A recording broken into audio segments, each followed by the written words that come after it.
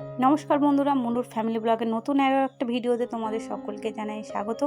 রোজকার মতো সকাল সকাল আজকেও বরের জন্য সকালবেলা টিফিনে পরোটা চা খেয়ে যাবে বলছে, তো এটাই বানাচ্ছি।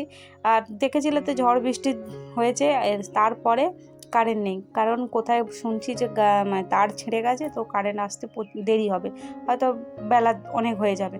কিন্তু সমস্যা তো এটাই তো হয়েছে যে কারেন্ট যেমন নেই তেমন কলে জলও নেই। জানি না কী করে এবার জল, খাওয়ার জলটা যতটুকু না পাই দেখবে শান্তি নেই সংসারে। এবার জলটা টাইমে চলে এলে না খুব নিষ্কৃতি হয়, কারণ আমাদের বাড়ির সামনে যে টিউবওয়েলটা আছে সেই টিউবওয়েলটাও খারাপ, কারণ জল তো নেওয়া হয় না।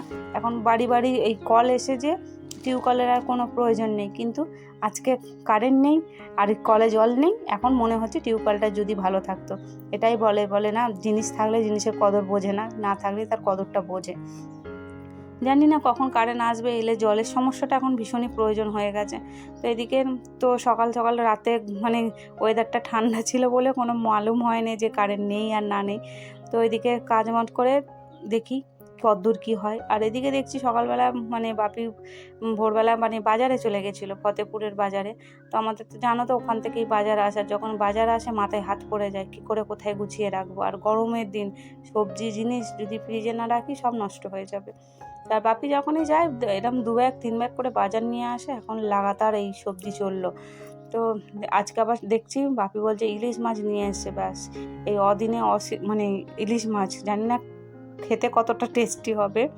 তো নিয়ে এসছে, সঙ্গে একটু নোটে শাকও নিয়ে এসছে, বলছে ইলিশ মাছ নোটে শাক দিয়ে হবে। তো দেখি। আর এদিকে কারেন্ট নেই, তো দেখো না সব ডিপ ফ্রিজ পুরো একদম পরিষ্কার হয়ে গেছে। তো এবার দেখি যে ফ্রিজের যেগুলো আছে সেগুলোকে বার করিয়ে দিই, নাহলে একদম নষ্ট হয়ে যাবে।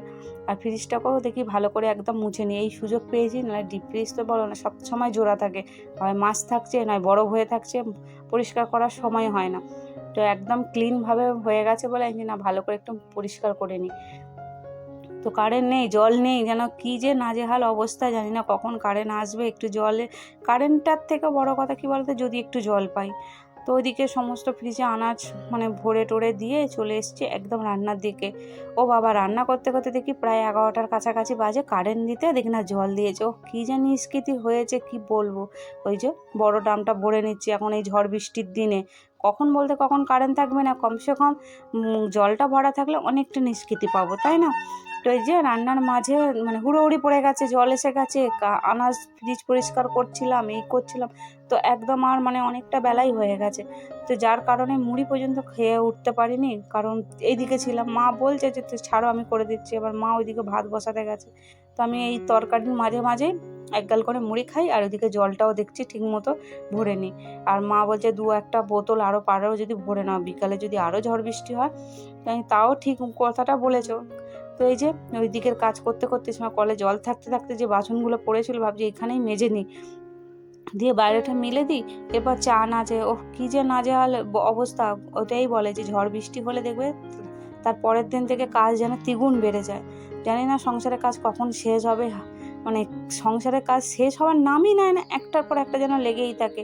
আর ভালো লাগছে না, গরমটাও পড়েছে, কাল ঝড় বৃষ্টি হয়েছে কিন্তু আজকে গরমটা যে হারে পড়েছে কি বলবে। তো চলো, এদিকে আমার যে নোটে শাক রান্না হয়ে গেছে, আর ইলিশ মাছটা সর্ষে দিয়ে করব। তো অন্য সময় সিজনে ইলিশ মাছ হলে টপগাই করে দিই, ভালো লাগে, কিন্তু এখন অসময় ইলিশ মাছ জানি না কতটা খেতে টেস্টি হবে। এই যে হালকা করে একটুখানি তেলে জাস্ট ভেজে নিচ্ছি, হালকা করে, খুব যে লাল করে ভাজিনি। ব্যাস এটা হলেই আমার রান্না বান্না কমপ্লিট হয়ে যাবে। মাজা ধোয়া করে চান করলে আমি যেন রেহাই পাই, কি বলবো, আর ভালো লাগছে না। সেই সকাল থেকে চলছে, এক তো ঝড় বৃষ্টি করে কাল থেকেই কারেন্ট নেই, মাথা খারাপ হয়ে যাচ্ছে।